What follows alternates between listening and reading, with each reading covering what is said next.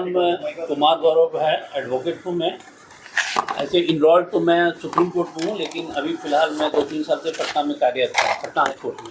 आप सर किस यहाँ पे एक मैटर हमारे पास आया है, जो कुछ शिक्षक और कर्मचारी हैं जो पटना हाई कोर्ट में एक केस किए हैं।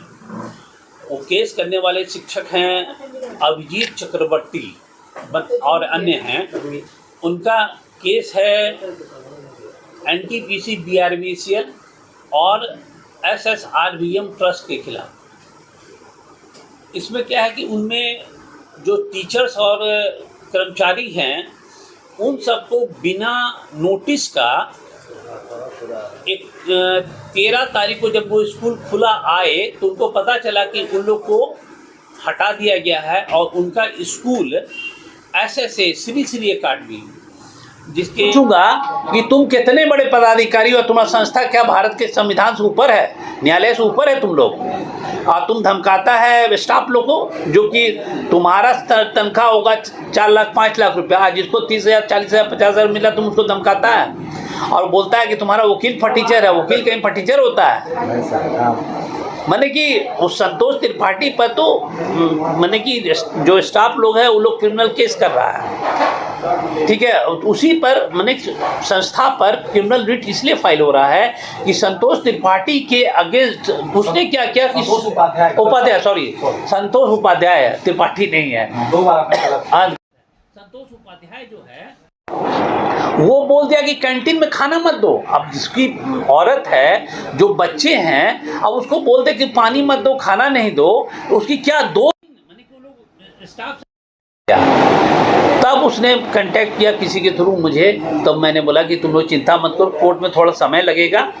और अगर पहले तो मुझे लगा कि शायद एग्रीमेंट वगैरह कर ले। आप एक केस और लड़ रहे थे, हाँ 2 साल पहले कोई लड़की का, तो आप केस जीते हुए। हाँ 2 साल इसमें एक वो पुराना केस हो गया, उसमें भी वही यही मैटर था जो मैटर है सर ना, उसमें एक मर्डर था थाना में एक महिला का, तो उस पर भी बहुत लंबा चौड़ा लोग आए थे, लेकिन हम माने नहीं थे किसी की बात को। देखिए हम लोग जो हैं माने कि ईमानदारी से काम करते हैं, पैसा कौड़ी अपनी जगह पे है, कोई पैसा देता है कोई नहीं भी देता, लेकिन जिसका केस एक बार पकड़ लेते हैं तो वो समझ लीजिए कोई हम लोग को खरीद नहीं सकता है, और ना कोई डरा सकता है ना झुका सकता है, बस इतने जान लीजिए और कुछ नहीं। सर अपना परिचय। मेरा पूरा नाम कुमार गौरव है और मैं इनरोल्ड हूँ सुप्रीम कोर्ट में एज एन एडवोकेट, लेकिन मेरे पिताजी पिछले 3 साल से यहाँ बीमार हैं पटना में, वो भी सीनियर एडवोकेट रहे हैं पटना हाई कोर्ट के, तो यहाँ कोई रहता नहीं है, तो उनके देखभाल और उनके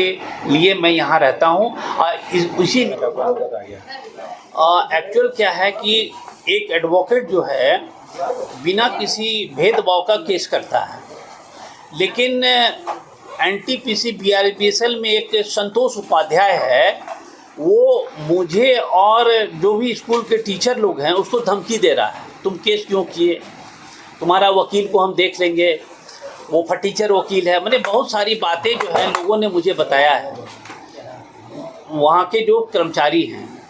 तो मुझे ये लगा कि ये संतोष उपाध्याय BRBCL का जो AGM HR है, ये को समझना चाहिए कि तुम कर्मचारी हो और एक कर्मचारी की हैसियत जो है उस हिसाब से काम करो। अगर तुम्हारे संस्था से या तुम्हारे संस्था से जो जुड़े हुए लोग हैं तुमसे एनवायड हैं तो कोर्ट जा सकते हैं, कोर्ट जाने में तुम किसी को रोक नहीं सकते हो। और उनको धमकाना और ये कहना कि तुम्हारा वकील बड़ा ही फटीचर है, बड़ा ही घटिया है या जो भी है, तो उसको डिमोरलाइज करने वाली बात है। ये वकील को धमकी है, और वकील को धमकी दे रहा है। ये लोग ये बोला है संतोष उपाध्याय कि हमारे NTPC में बड़े बड़े एडवोकेट हैं, बड़े बड़े लोग हैं, हम तुम लोग को बड़े तरीके से माने कि कहते हैं ना बैक में मारेंगे, उस टाइप का स्टाफ लोग को धमका रहा था। माने कि मैंने वो सोच रहा है कि ये इंसान इतना पागल क्यों हो गया है।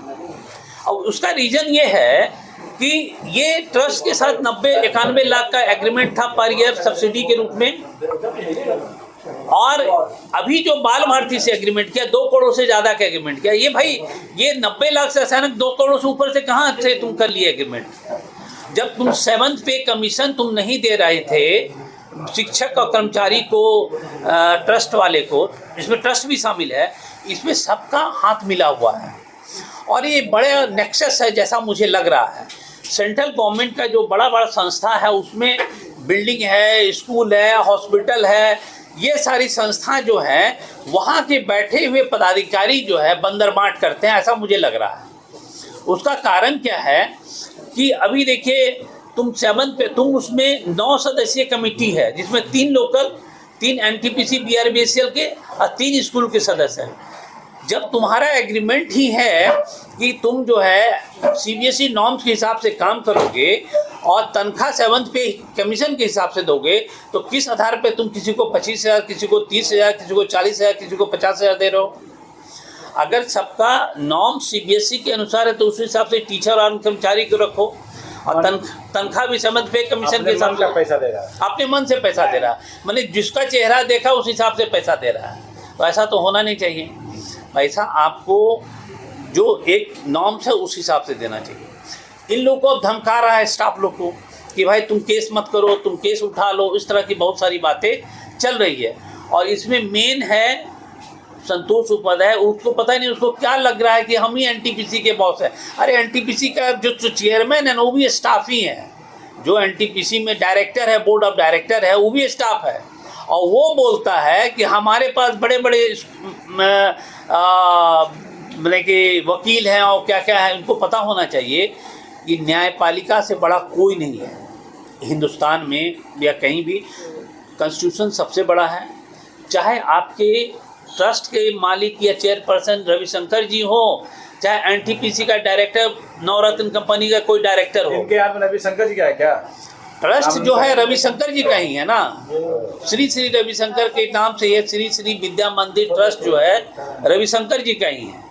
हम ये नहीं कहते कि रविशंकर जी की गलती है, लेकिन आप कुछ चेयरमैन है वहाँ के, तो आपका 101 स्कूल चलता है, तो आपको ये समझना चाहिए, देखना चाहिए एज ए चेयरमैन कि भाई कहीं क्या गलत सही हो रहा है, आपके नीचे के सबऑर्डिनेट जो पदाधिकारी हैं वो क्या गलत सही कर रहे हैं, वो देखना चाहिए। तो नोटिस हुआ है अभी तो कोर्ट का हाँ, यहाँ जो फाइल है उसका रीट का कॉपी सबको ईमेल के थ्रू जा चुका है, ट्रस्ट को भी जा चुका है, बीआरबीसीएल को जा चुका है, एनटीपीसी को जा चुका है, सीबीएसई को जा चुका है, यूनियन ऑफ इंडिया को जा चुका है, एजुकेशन मिनिस्ट्री को जा चुका है और प्रिंसिपल को भी दे चुके हैं, और बाकी और भी रिस्पॉन्डेंट है उन सबको मिला हुआ है। आगे कदम क्या होगा सर? अभी हाई कोर्ट में पेंडिंग है, हम लोग मेंशन करेंगे और मेंशन करके सबसे पहले तो स्टे कराएंगे और बोलेंगे कि पहले इन लोग का पेमेंट करो, ताकि आगे 30,000, 40,000, 50,000 में जो काम कर रहा है तुम उसको नंगे भूखे करके